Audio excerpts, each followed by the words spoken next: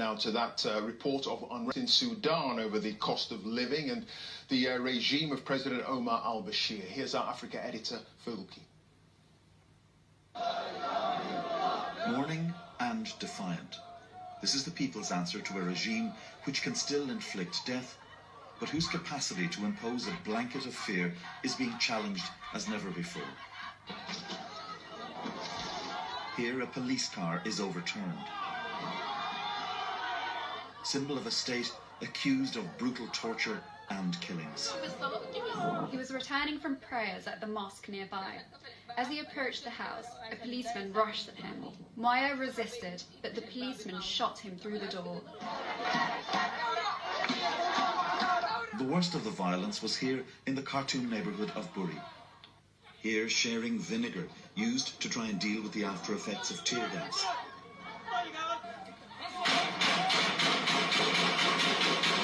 Shots echoing across the streets. Here, one of the savage beatings meted out during house raids. And this, the tragic moment when security forces opened fire on a stone-throwing crowd. A young protester was killed.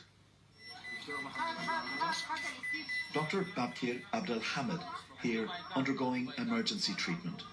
He was allegedly shot after pleading with police to stop firing outside a house where he was treating the wounded. He started explaining that he's a medical doctor. The response he got was simply, "You are a medical doctor. Well, we are looking for you." And they took 2 steps back and they just shot him and then went away. Dr. Abdelhamid died of his wounds. The protest began in the city of Atbara last December when the price of bread was tripled. On the following days, they spread to the capital, Khartoum. Now there are reports of fresh unrest in several cities. And last night, scenes outside this hospital in Buri were the most defiant yet. Omar al-Bashir came to power in a military coup in 1989. It was the brutality of his crackdown in Darfur, part of which we documented in 2005, that made him notorious, and prompted a charge of genocide by the International Criminal Court.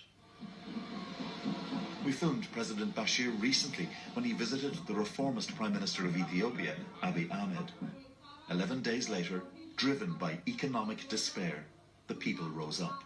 It is probably the end game for President Bashir. How long he will stay in office, whether it's a week or a year, is almost irrelevant. His regime, as far as the protesters in the street, has lost all credibility. Hated by many of his own people, wanted for genocide, President Bashir has everything to lose if he falls. He must surely worry now that despite his crackdown, resistance seems only to be growing. Fergal Keane, BBC News.